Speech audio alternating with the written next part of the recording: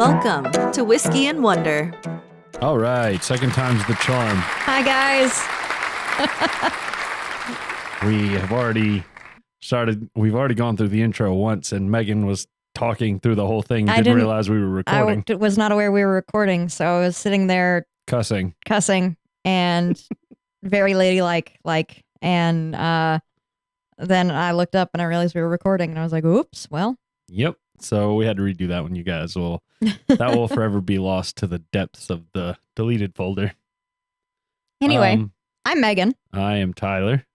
And We're gonna have a round of applause. Hey, yay, us. Go us. This is our 25th episode of Whiskey and Wonder. It is 25. Yeah, 25. Quarter of 100. Almost 52 weeks in a year, right? Almost half a year, almost 6 months. Next week will be six months. And I know we missed at least 1 week in there. Yeah. For last week. So we're right about 6 month mark. Oh, wow. So nice. Wow. I'm proud of us. Yeah. I was going to hit the applause button again, but decided I probably shouldn't do it 3 times in the first 2 minutes.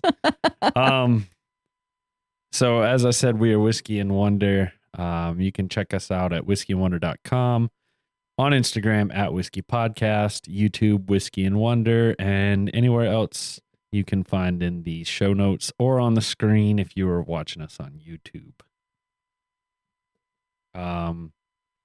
We're going to try to get through these announcements real quick today because it's not much new. So yeah, it's been a slow week. Yeah. Podcast wise. Yeah. So real life wise, it's been really busy.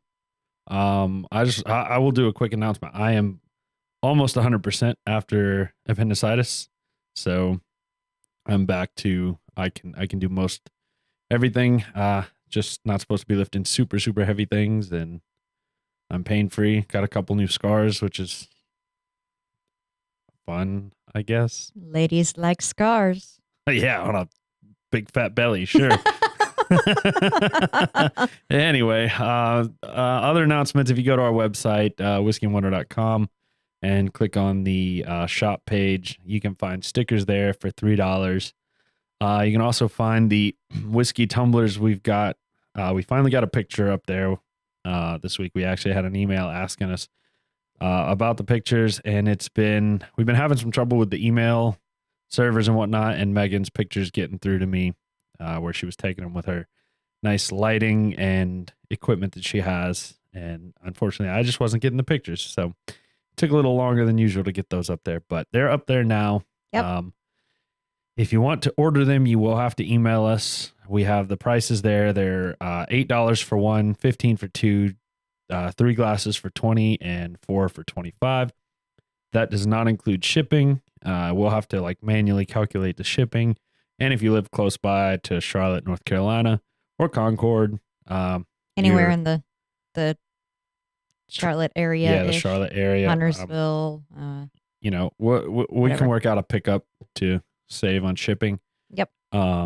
So we will have to calculate shipping costs. That's why I can't just put a button on the website, because if somebody in Alaska buys one, it's going to cost a lot more to ship than if somebody in South Carolina buys one. So yeah, we gotta manually calculate that. So that's why we're asking for emails. In addition, Patreon is live for donations at the moment. I believe we are patreon.com/whiskeyandwonder. You are correct. Our Amazon affiliate link is live on the website. Thank you to everybody that is going through the website. You don't have to buy the set on there. You just got to click it. Go to Amazon, do your regular shopping, and we'll get a percentage. That helps us a ton. It helps a ton. So thank you everyone who has done that. You're going to shop on Amazon anyway, so might as well help us out a little bit, Help us. We appreciate it so much. And the last little announcement is we've shifted now that we've got the glasses in and whatnot. We are looking into t-shirts, and we're checking out some services right now. So hopefully that will be on the horizon. Maybe we'll have some other equipment, other merchandise beyond, t-shirts, maybe like some masks and, whatever else you guys would be interested in. Yeah. So, and as always, thank you guys for your donations, for your support. You know, we wouldn't be here doing this. We wouldn't be able to keep it up without some cash monies coming in, and you guys support us and donate to us, and we really appreciate that. Yeah, for sure. You guys help out a ton. You're the reason why we've made it to 25 episodes. Absolutely. So, and thank you. Why we have all this awesome merchandise to sell to you. Yes. In addition to that, I don't think we've said this in a while. And we probably should start saying it a little bit more just for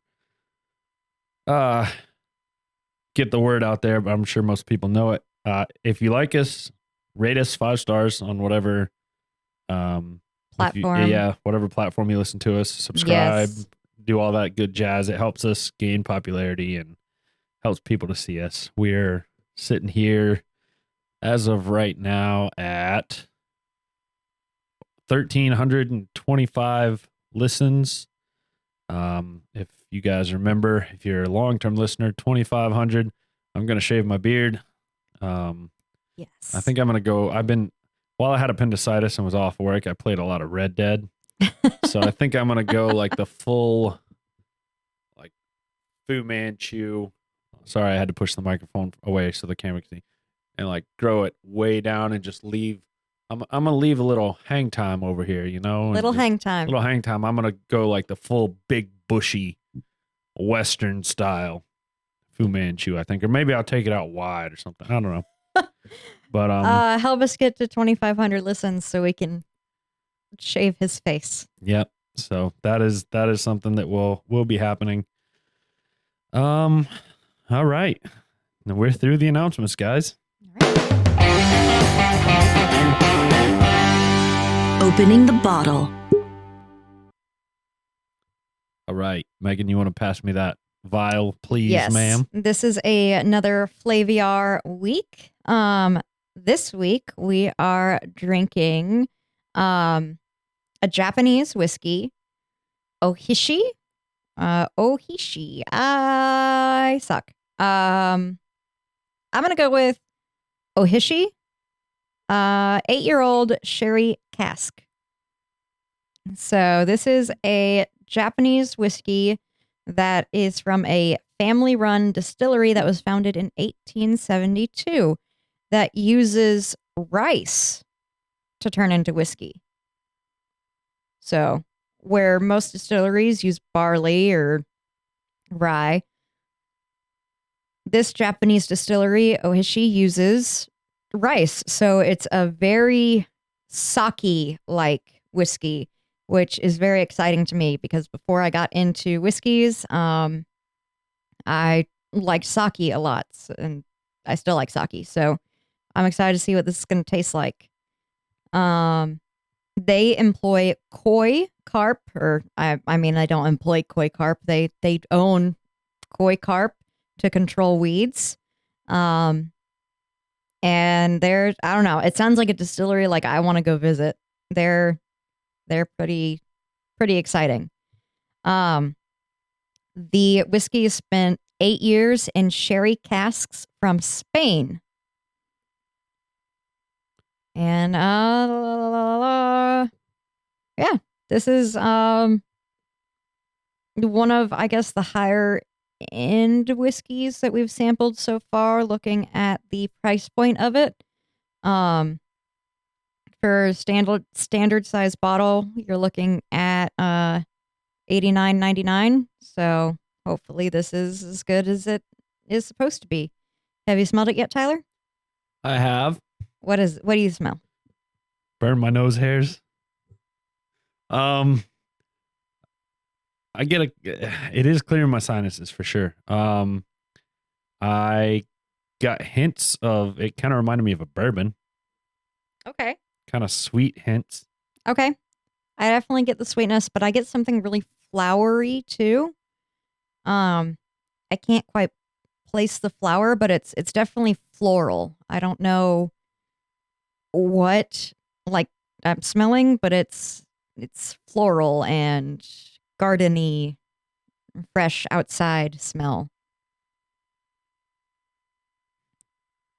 And butterscotch.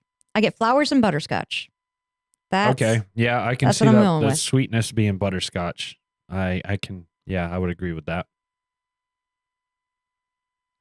I don't know that, and it's definitely burn your nose hairs. I I'm struggling with the flowery. There's something there. I'm assuming that's what I'm smelling. I just can't figure out. I can't put my finger on the flavorings. We haven't had many flowery smelling Yeah. whiskeys that We've done. So I think my nose might. My nose is a flower virgin. Oh, that sounded real masculine. Ah, yeah, that's hysterical. So we are supposed to be smelling warm, high alcohol presence. So that's the burn your nose hairs. Mm-hmm. Notes of brown sugar and dried flowers. That is super helpful. Well, Thank you. This whiskey review site I'm looking at. sweet and flowery. Sweet and flowery, like I said. So What does the card say from Flaviar? we have a Flaviar, and I want you guys to know I spent a while trying to look up how to read this goddamn thing. Flaviar. Please give us instructions how to read the damn cards. I don't even need instructions. I just need to know, is it outside in or inside out? It's just like 3 words. Come on, somewhere on your website. And you even have an app for iPhones that supposedly shows you how to do this, but not one on Google Play. No. And come on, guys. iPhones suck. So we both are Android users. Exactly. So according to this, and I'm going from outside in here. Okay. That's what we're going to go with. I see it- you twisting it and turning it. Yeah, I was just reading the side here to see if maybe it did have the words and we're just, Dumb? dumb. No, but it Yeah. doesn't. No, it says spicy, ashy, oak, cocoa, sorry. The cow? Like, Cocoa. let me see what it looks like. Cocoa. Cacao What? is like cocaine. Yeah. Yeah, Okay. no. Cocoa. Okay. A little bit of vanilla, citrus, fruit, nutty, and sherry. Now, I think so. If you look at this, if you're on YouTube, see how they're different sizes. I think the overwhelming, like the larger the picture, the better, or the more intense that flavor is. So, sherry, for instance, on this is the largest picture, and it is probably the overwhelming flavor. But I guess I just spoiled the tasting, huh? Probably a little bit, but that's okay. Whoops. Anyway, it's hard to tell what the actual nose is just from this card. But yeah, I've never had sherry, so I don't know what it tastes like. Sherry is good. I think we've had this conversation before that I've enjoyed sherry in the past. So looking up what cacao is, it is Cocoa. or cocoa, whatever. It is a unrefined bean that is used in cocoa powder or cocoa butter. Is that like cocoa butter?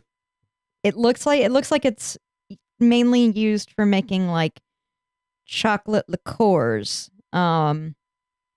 The cocoa is produced by pressing roasted cocoa kernels between hot rollers.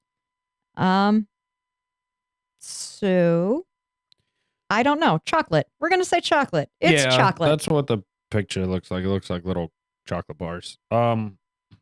So I put this down while I was messing with this card here, showing it to the camera and whatnot. I picked this back up and full frontal was brown sugar. Whoa. Brown sugar is spot on smell for this. It looks like Megan took a sip. Was that what that whoa was from? Yeah. Whoa. Oh man. I'm scared now. I don't think it's a bad whoa. It's just like I just got smacked in the face by a little Japanese man whoa. Like Master Roshi came up and just like kicked me in the face. It it hits hard on your tongue. That But- went a completely different direction than I expected it to. Really, Yeah. like, The first sip, I thought it was going to go, just straight down the road. And then it said, nah, we're Yeah. going over here.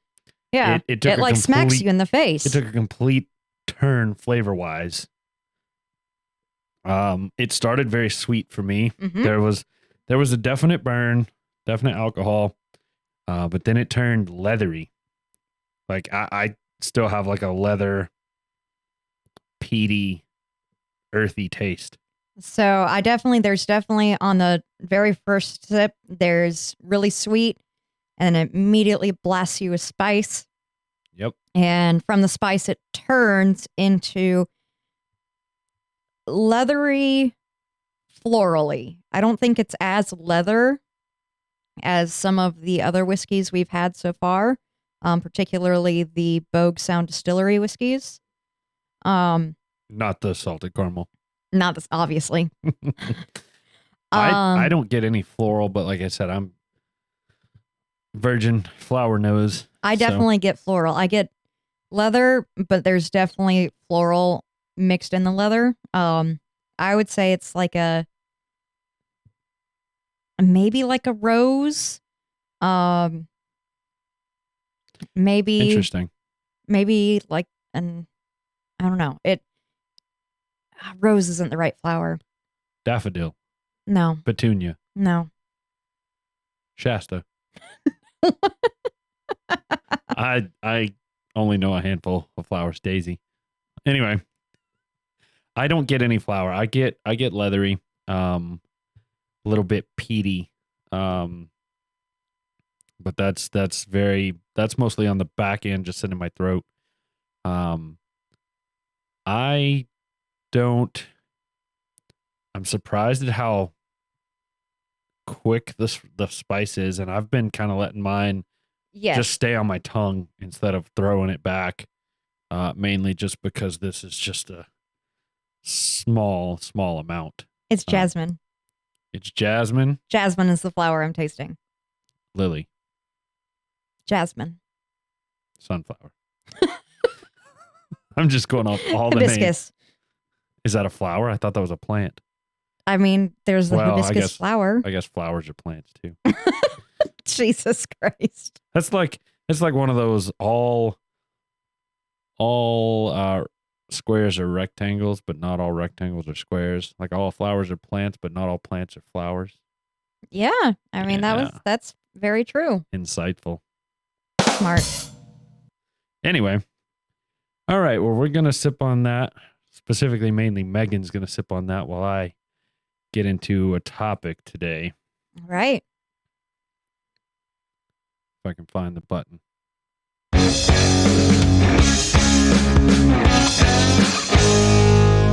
It's time for the Wonder segment. All right. So we're gonna see how that goes this week. See if we get any kind of Copyright flags. copyright flag for that. And we're not going to do trivia with Tyler to see if it's just one or the other. Yep. All right. So today What are we learning about today? we're going to learn about something that I briefly brought up a couple weeks ago, Okay. just as in like a passing. Okay. We're going to learn about the Irish Potato Famine. Okay. All right. Are you Irish? Yeah, somewhere in there. Somewhere in there? Yeah, me too. I think. All right. Yeah. So, anybody that's Irish, feel free, write us in. Let me know if I got the details wrong on this. But we're going to start. During the late 1840s, Ireland suffered through one of the worst periods of mass starvation in recent history. Known as the Great Hunger, the Great Starvation, or the Irish Potato Famine to those of us outside of Ireland. This event resulted in the estimated loss of 20 to 25% of the population Wow. due to starvation and immigration. Wow. That's a big number. That is huge. So we're going to jump right into it and talk about some of the causes, some of the things that led up to this potato famine. I love potatoes. Nothing like a Idaho potato.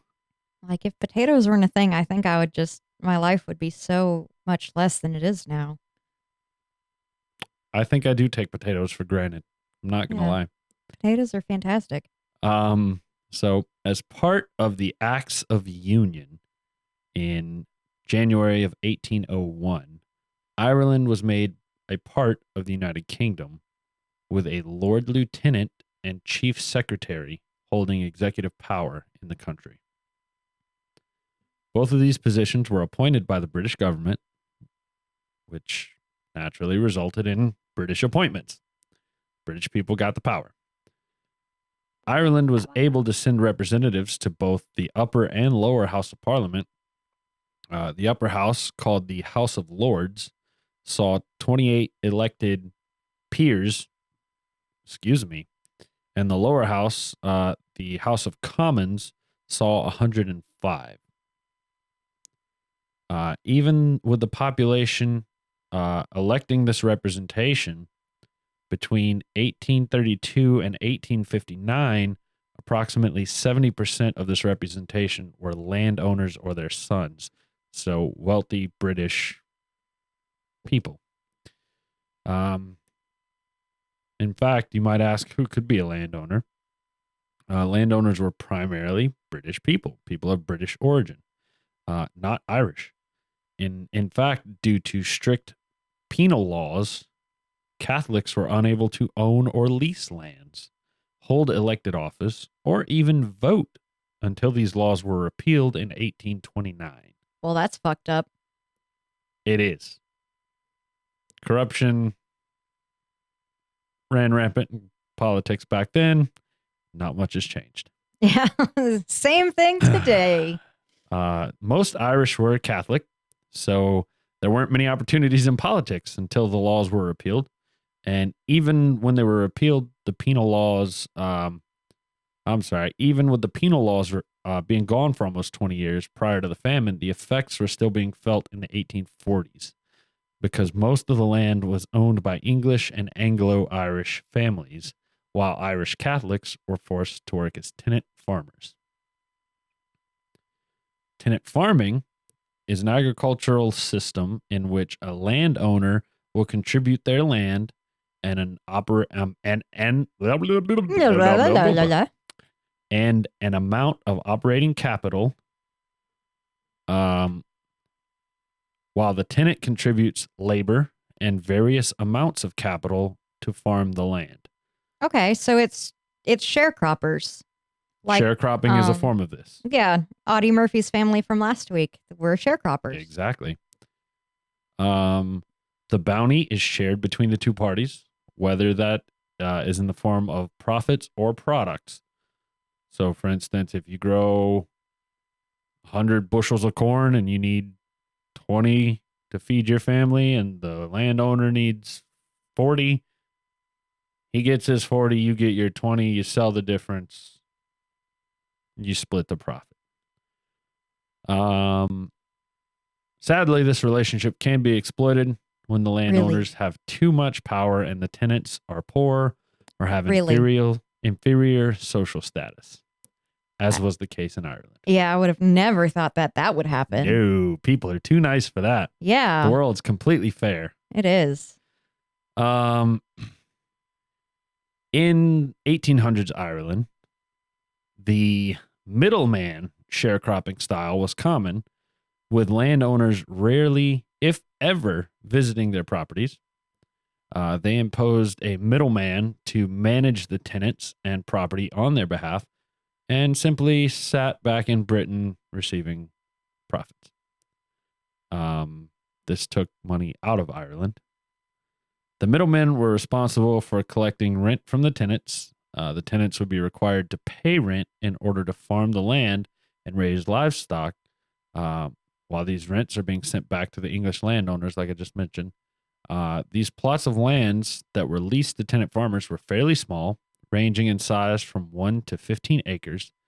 This meant that the tenants typically were barely able to grow enough crops to provide for their and their families' survival, resulting in no profits from the crops. The tenants were mainly Irish Catholics, like I said earlier. The 1841 census places the population at about 8 million, with around 2/3 of this population dependent on agriculture for survival. But these people weren't making a decent wage. Essentially, it boils down to this. The poor Irish Catholics were paying rent to grow crops on a very small piece of land that was barely able to support their families, so no profits were being made on the crops. This resulted in the landowners making money from the Irish tenants' rent, but the Irish tenants not making anything off the crops they were growing. The rich just getting richer. Takes money to make money, honey. Yep. And oh, by the way, the crop that these tenant farmers were growing, the potato. Potato. The almighty tater. So the potato was a crop that was introduced to Ireland by the landowners who wanted the tenants to grow and eat the crop. Originally, it was not favored by the Irish, but by the late 17th century, the potato had become a supplementary item and by the 1800s, a staple food, especially during the winter months. There was only really one variety of potato grown in Ireland, and I love this name, called the Irish lumper. That sounds like a terrible name for anything. I think it should be a tavern or a bar. You want to go down to the Irish Lumper after dinner or whatever the fuck? I'm not doing the right accent at all. No, you're all over the board with that. It went from British to Australian back to American, and I think I heard Swahili in there somewhere. I don't even have an excuse for myself. That sorry. would be a cool pub name. The Irish Lumper. Yeah, we'll go down to the Lumper. Yeah. So the vast reliance on only the one food source and only one variety of it at that resulted in this famine being exceptionally bad. Okay, so let's talk about the actual famine, and God help me pronounce this fucking word. All right. I believe in you. Phytophthora. What? Phytophthora. Phytophthora. Phytophthora. Did you look up on Nope. the internet how to? Okay. Nope. Well. Phytophthora infestans, otherwise known as blight, is a parasite that feeds on various crops. It's believed to have arrived in Ireland in 1842, or between 1842 and 1844, and it has been traced back to the Toluca Valley in Mexico. It first spread its way through North America and then made its way to Europe. In the late summer of 1845, newspaper reports of the blight began appearing across Ireland and Europe. However, the full scale of this disaster wasn't known until the crop was harvested in October. Little quick side note here for anybody that may not know how a potato grows. It grows underground. So it's kind of hard to tell how affected the actual potato is until they come up out of the ground. And you dig them up or they pop up? You dig them up. Okay. I was making sure. Yeah, it's like a carrot. It grows inside the ground. I was making sure that I was imagining the right thing. Yep. I remember growing potatoes with my grandparents when I was a little kid. Potato. Oh, yeah. Red taters. Mm. The crop loss in 1845 was estimated to be between 1/3 and 1/2 of all cultivated area. Fuck. Oh, it gets worse. Oh my God. In 1846, that number increased to 3/4 of all cultivated area. 75% of everywhere that was farmed was affected and just useless. This created extreme hardship, no shit, for those living in Really? rural Ireland. Yeah. Around the fall of 1846 is when the first deaths due to starvation were reported. 1847 actually brought a different hardship. The potato crops that year actually produced average yields. So they went back to producing regular amounts of potatoes, but there were so few crops were actually planted because nobody could find seed potatoes, which are essentially the potatoes you use to start the crop. So that caused the potatoes produced, but just very few people actually planted potatoes. So starvation was still running rampant. In 1848, yields were 2/3 of an average yield. So it was only 66%. So this is looking bad. A little bit. A little bit, yeah. So how did the government respond? Can I interrupt you and ask a question real quick? Yes, you And can. I don't know if you're going to be able to answer it, but maybe someone listening can email us and answer it. So, when you get a bag of potatoes and you store them like somewhere dark in the pantry, they start to sprout and get all that shit on them. Isn't that them growing more potatoes? Like you could bury that and then grow potatoes? These potatoes didn't do that?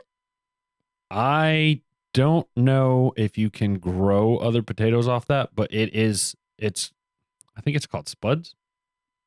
I think that's what those are called. And I've always been told they'll grow into potatoes. But I've also been told they're poisonous. Oh. Like that's like I cut mine off. If I get a potato that's growing them, I'll cut them off. I mean, I cut mine off too because that's gross, but yeah, I didn't think I don't know. poisonous. Somebody, if you know about potatoes, write to us. I don't know. Yeah. I can look it up later. But, email us because we need more emails. Yeah, so email us. Please let us know about potatoes. Absolutely. Potato. Sorry, go on. No, the government. You're good. Tell me about the government. Oh, you don't want to know. We'll talk about the government. Oh, I got a lot to say about the goddamn government. Anyway. Irish government. All government. In 1845, in late 1845, many prominent Irish citizens approached the Lord Lieutenant of Ireland with suggestions on how to limit the scale of the blight. Some of these suggestions were to open the ports to allow foreign crops to be imported. Foreign corn to be imported. To offer public works jobs to people and to prohibit the export of food from Ireland. And, in the most drastic measure of all, stop the distillation of grain, which... No more alcohol! No more Irish whiskey. Oh, no. That's a good place for that. Yes, it was. So these suggestions were generally met with apathy, and people were told not to be alarmed, that they were premature in their concerns, and that scientists were inquiring into all those matters. Nice. Daniel O'Connell, who was head of the Repeal Association, which was an organization, that wanted to repeal the Acts of Union and make Ireland separate from the United Kingdom. O'Connell proposed in introducing the tenant right as practiced in the town of Ulster, the only town in Ireland that had this in effect. Essentially, what in Ulster, if you made permanent improvements to the property you were farming, you were compensated for it. Everywhere else in Ireland, you weren't. The tenant farmers weren't. So there was little motivation for them to improve the property. O'Connell suggested that be a nationwide policy. He also noted that other British countries affected by the blight were importing food while halting exports on food.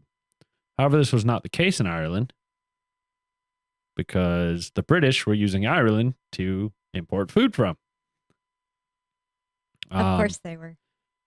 He also says that if Ireland had its own parliament, it would surely be taking the same approach as all the other countries had, and as it had in the 1780s before it was part of the UK, and stopped exporting and started importing. So, now let's talk about some of the things the British government actually did do to help. In November of 1845, very early in the famine, the United Kingdom, the Prime Minister, Sir Robert Peel, secretly bought 100,000 pounds, and that's pounds as in currency, not weight.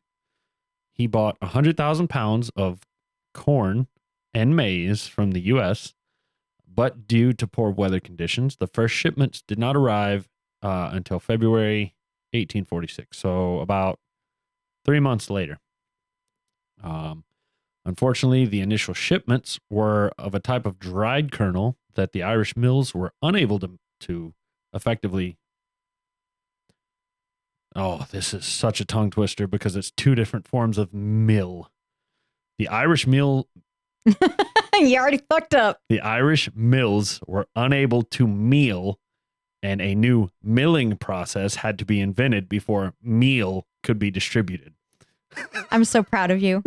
Oh my God. I'm so proud of you, Tyler. Good job. I see. I come from the South where those are 4 different words and they're all one They all pronunciation. sound the same. Mill. Yeah, I'm going to have a mill. And yeah, take it down to the mill to get it cut. Anyway. This corn meal also caused bowel issues if not cooked properly. Oh, okay. Yeah. No big deal. Yeah. Peel also moved to repeal the corn laws, which were tariffs on grain designed to keep the price of bread high. However, he was unable to gain the support of his party, and it failed. Under Peel, a public work program was started in Ireland, but it did very little to ease the starvation.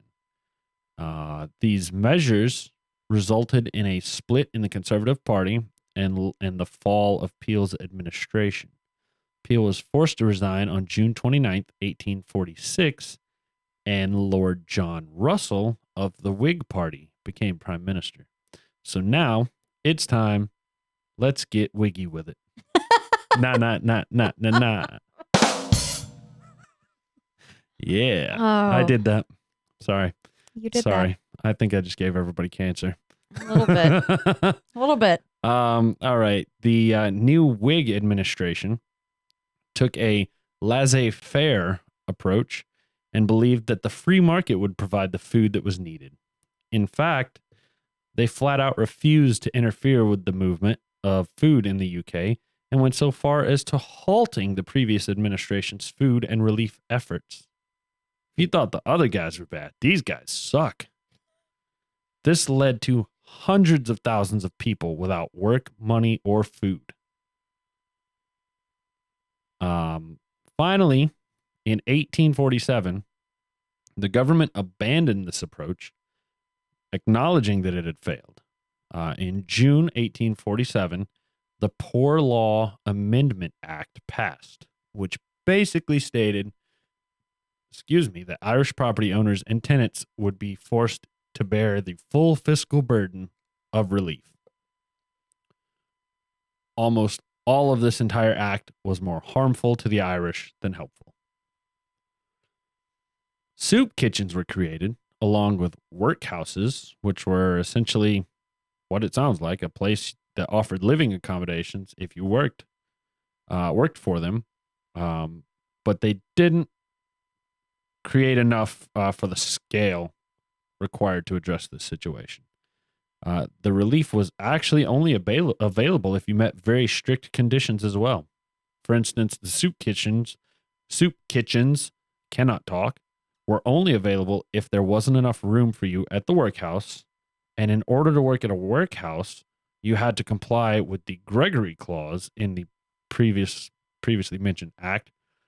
It's named after William H. Gregory, and this clause required that all relief applicants give up all but a quarter of an acre of land. So, in addition to that, landowners were now held responsible for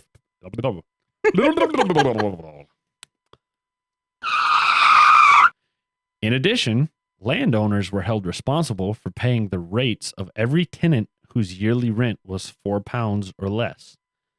Now faced with these large bills that they were being forced to cover, the landowners began evicting the poorest people off of the smallest plots. Of course they did. I'm not paying for you. You're not paying. Get out. Official records of the eviction weren't started, or official records of the evictions weren't started until 1849. But between 1849 and 1854, 250,000 people were evicted. And it's estimated that more than 250,000 were evicted between 1847 and 1849. This left people with even less than they had before. And as one quote put it, a man went into a workhouse and a pauper came out. Jesus. If anybody doesn't know what a pauper is, like I didn't, it's a poor person. It's Oliver Twist. Yes. Yeah. Please, some. I have some more. It's still actually debated today as to whether the British government ignored the plight of the Irish. What in the world? I am so sorry, guys. This sentence, I made a typo, and Why do you break every time you do that? because this one's. I know I've ignored like 3 other ones, but this one's funny. It says it's still debated today as to whether the British government ignored the plight of the Irish poo out of malice. I meant poor, but it says poo, and I lost it at poo. How old are you? 4.5. Okay. I shouldn't be drinking. It's still debated today as to whether the British government ignored the plight of the Irish poor out of malice, or if they were just too incompetent to actively remedy the situation. Personally, I think it was a combo of the two. That sounds most logical to me. Yes. So we'll talk a quick bit about the immigration. The famine resulted in huge numbers of Irish immigrants leaving Ireland for U.S. and Canada, while others immigrated to England, Scotland, South Wales, and Australia. Depending upon the year and the specific county or part of Ireland, some areas saw up to 85% of the population immigrate away. Interestingly, compared to other mass immigrations, whole families tended not to migrate together. It was typically younger family members and almost became a rite of passage to immigrate. Unlike other migrations, men and women left in similar numbers and at similar times. It was very, very common for immigrants to send remittances back to family in Ireland so that other family members could leave. Essentially, they would come here, start over, make some money, send it home. Hey, come join me, Cousin Phil or Cousin Sean. Pick an Irish name. Rania. Siobhan. It took me forever to figure out how to pronounce that goddamn name. That is a beautiful name, but it is not spelled at all like Siobhan would be. Anyway, in the U.S., many Irish settled in cities such as Boston, New York City, Baltimore, Philadelphia, mainly because they didn't have any money and were forced to settle in the city they arrived in. Same being said in Canada. Just a couple facts here. The total number of people who died is not known, but estimates range from 800,000 to 1.5 million. Most historians accept the number is 1 million, approximately. Ouch. So, I've left out one key detail here. How did it actually end? Why did the blight end in Idaho? Or Idaho. I was thinking potato. In Ireland. Idaho potatoes. You gotta love it. Potato. I couldn't really find a good source to answer that question. Most sources just kind of like, yeah, this happened and everybody left. It fixed itself. Well, what I did find suggested that they increased the variety of potatoes. More than just the Irish lumper was planted. That helped, and they think the blight just ran its course and petered out. Okay. So I guess it just was done. Okay. It said we're gonna go now. Goodbye. Well, how nice of you to come and destroy everything and then leave. Yes. You could have at least helped us clean it up. Yeah. Wow. Okay. And that is a quickie on the Irish Potato Famine. I am a potato. Oh, right then. I'm getting a lot of sound effects in today. You are. You need to play more video games. So I pretty much stopped playing video games. I know. I played some Red Dead the other week, but that's the first video game I played in a long time. I know. It's disappointing. Have you seen the Boondock Saints? Nope. I don't know why I asked and then I'm surprised that you haven't. At this point, I just should know that if it's a good movie, you haven't seen it. I've seen a couple good movies. You've seen Star Wars. All right. So, What else have you seen? not to get sidetracked, but I lump Star Wars into like it's not a movie. It's like a trilogy. It's a grouping.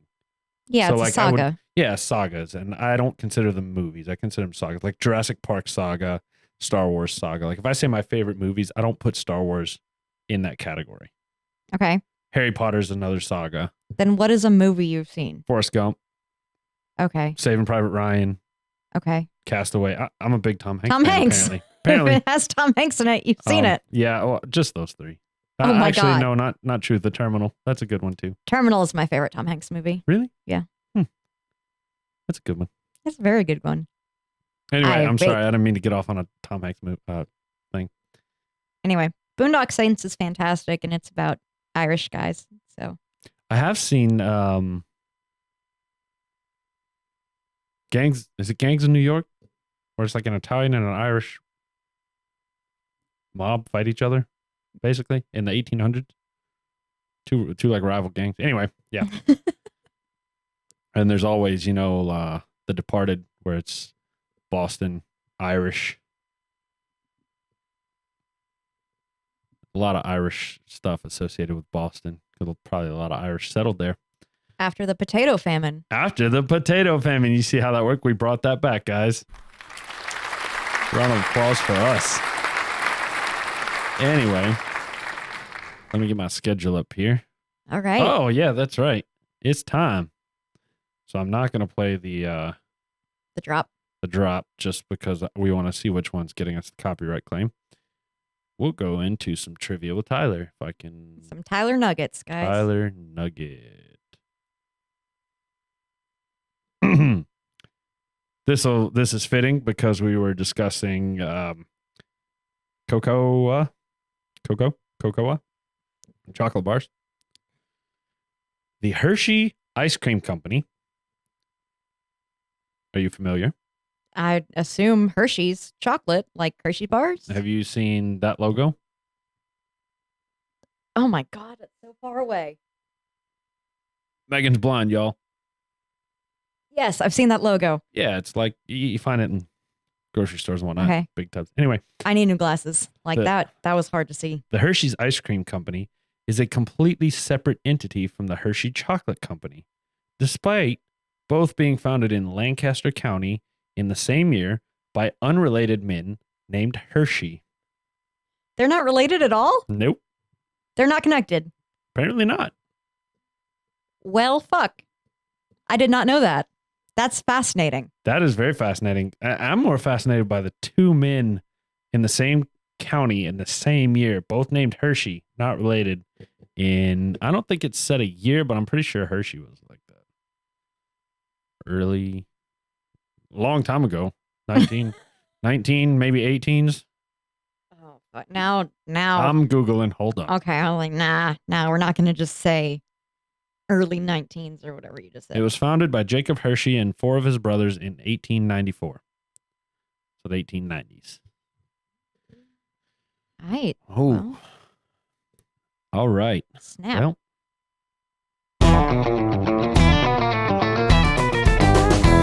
Mail time. All right. We didn't get a whole lot of mail this week, so shame on you guys. yes. Naughty, naughty. We did get a mail from Papa John. And that's what Tyler told me to call him. No, I said call him Papa Manning. Oh, Oh, I I guess. swear to God, you said Papa John. No. Anyway, point being, I guess we gave his last name out. We probably shouldn't have done that. Oops. Sorry. We'll just call you Papa John. Megan has lost it, guys. I don't know what just. I'm the stupidest person in the world. I couldn't figure out why that was funny. That was like a delayed reaction. Papa John's is a pizza chain. Yeah, Papa John Schnatter, or however you say his name. Oh my God. I was like, what's so funny about Papa John? Okay, sorry. That totally. Oh, wait, hold on. That's the one I meant. Oh, there you go. Over your head. Yep. All right. What did Papa John say? God. Okay. Papa John said, "Thank you for reviewing my whiskey request of Maker's Mark 46. I have not yet tasted it. However, I have been a longtime fan of the original Maker's Mark. After your review, I think I'll stick with the original. Tell Megan that her talk on Hugh Glass was awesome. If you haven't seen The Revenant in its entirety, I recommend it highly." I have not. And he's not going to. Probably not. I don't have time to watch movies. I'm still stuck on Papa John. All right. Well, while you're trying to work Papa John out, we actually got another email from his son, Papa John's son John. Baby John? Son John. John 5. We'll call him John 5. It says, "Hey, it's John, Shelby's older brother. Hi, friend Shelby. Hi, friend Shelby. I have 2 cool bourbons that you may be interested in. Jephthah Creed Distillery and Wilderness Trail. Jephthah had a unique story, owned and run by a mother and daughter that do not use alcohol distilled by other distillers. They also use a corn called Bloody Butcher, so that's badass. Fuck yeah. They need some time to perfect their bourbon, but you gotta pull for the little guys. Girl power. Wilderness Trail is a fast-growing distiller that started as a major yeast manufacturer for a large portion of the distillers in Kentucky. They're adding a ton of rick houses to cover their uptick. Bourbon is really good, though, especially their bottle and bond straight bourbon whiskey. Enjoy." Well, John 5, we will put both of those on the list and hopefully find a way to get them here. Maybe if we're in that area, we can sneak a bottle or two if one of us is on vacation. That Maybe would we be can find a way to fantastic. get one shipped here Yes. if they're not around here already. I don't know. I just pulled up Jephthah Creed because I 100% want to try them and support them because who run the world? Girls. And Blood fucking Corn sounds like the most badass metal thing ever. So I want. Blood fucking corn. It was called Bloody Butcher, not Blood fucking corn. Whatever. That's funny. I knew it was not blood fucking, but I couldn't remember the second word. Gotcha. And then we had that's a whiskey glass order, another whiskey glass order. Didn't we have a third message? It's on my schedule where it is. Oh, Papa Cross. Your Papa. Oh, Papa Cross. That's right. He literally messaged us Right 5 minutes before we started recording. He was answering what a bus mowdown is because he started his last email with that, and me and Tyler both had no idea what that was. Apparently, a bus mowdown is being thrown under the bus. Ah, I get it. It makes sense now. I mean, I get it. I don't like it, but I get it. I would have never made that connection. I'm not. Nope, I'm never. not that clever and not that smart. Never. All right. Well, that has gotten us through mailbag. So it's time for the final thoughts on the whiskey. If I can.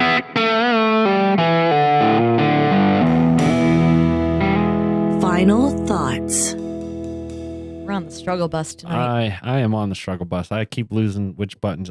I'm nervous. That's what it is. I don't want to hit the wrong button tonight. I don't want to hit the bad buttons, the two or the one that I'm not supposed to hit. But all right. So you've been drinking it. I have been trying so hard to savor it and not drink it all because we don't have any more. And the more I've drank it, the more I love it. Like I want more of Ohishi whiskey. More. You ever watch that episode of Futurama with the anchovies? I watched all of Futurama. Yeah, it's you like Zoidberg at the end.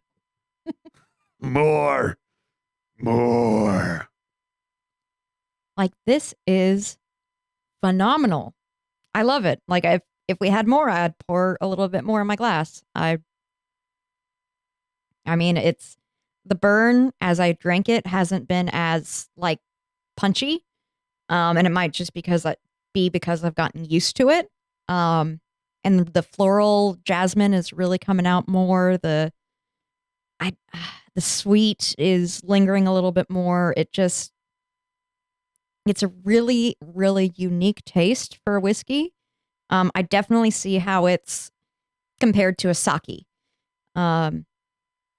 I can taste like it tastes like a sake whiskey, like whiskey flavored sake. That's the best way I can describe it. It's very, very good. If you are a sake fan and you aren't quite sure if you're going to like whiskey, this is probably a really good whiskey to start out with because it's a very, very smooth transition between the two liquors. What I just heard is that Megan has expensive taste. Yes. So as somebody who's only had sake once or twice and never had sherry, I'm middle of the road on this. It's not nearly as overpowering as I expected it to be spice wise. When I smelt it, I enjoy it. It is something I could sip, but the leather flavor for me it's just not my favorite. It's not something I necessarily dislike, but for me, I'm getting a lot of leather, and I prefer the sweetness of a bourbon over the leathery. But compared to some other flavor profiles, like, the char and I would pick leather over char. Like, I'm not, Yeah. we had a scotch last week or 2 weeks ago. I don't remember. Everything what scotch blurs was. together. I don't even know what my name is. We had a scotch, and that had like a faint, kind of. Last week it wasn't a scotch. It was because scotches have to be made in Scotland, but it was basically That's right. a scotch from Wales. Yes, that's right. It was a single malt whiskey that Yes. tasted like a scotch. That's what it was. And for me, that was. I just don't like that flavor profile. I think the more I have it, and this is, if I had to rank flavor profiles, this is going to be middle of the road. It's better than the peaty charred, but it's not up there with the sweetness of a bourbon. Okay.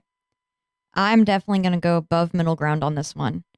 And one of the things I forgot to mention, and I'm glad I was sitting here thinking as you were talking, this would probably be an amazing mixer to do a whiskey and Coke, because at one point during your presenting your wonder segment, I took a sip of the whiskey and then immediately took a sip of my Coke, and it tasted so good that it kind of like flabbergasted me. I'm sure I made a face towards the camera because it was delicious.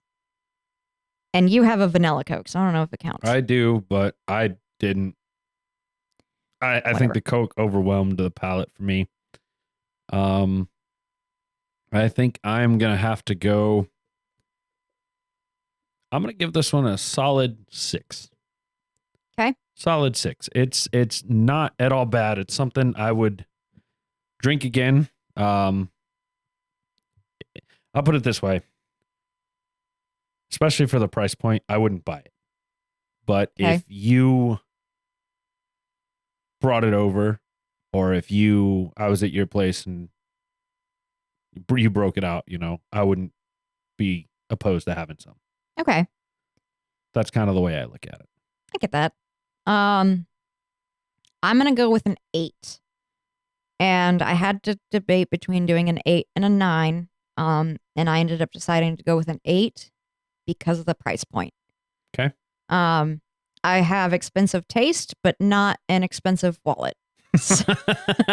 So We're poor. yes, send us money, help.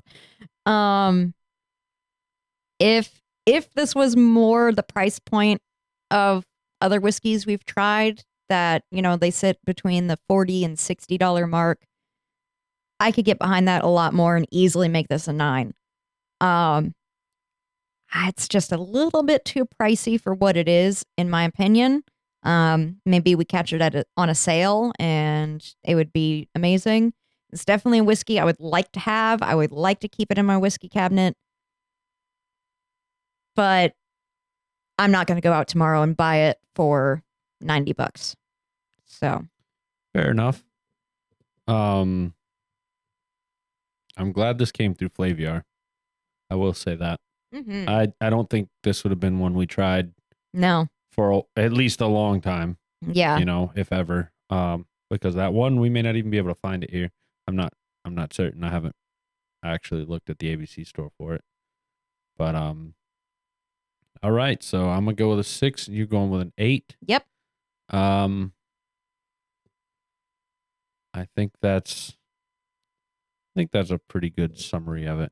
Yeah. I had something else I wanted to say, but it's just gone. Anyway, I reckon on that note, guys, this episode's a little bit shorter. I kind of expected it would be just because we didn't really have any announcements. We didn't really have any mailbag to do. And typically our Wonder segment is 35, 45 minutes long. I figured mine might be a little bit on the shorter side, on the 35-minute side. So, All right.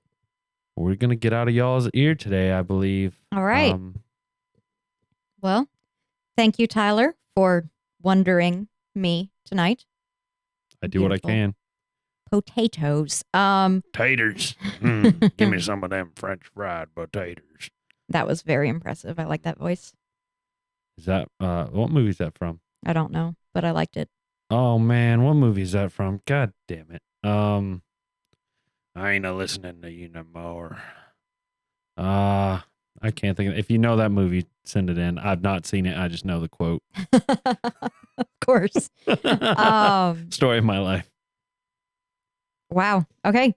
Yeah. On that note, I think that we are gonna sign off.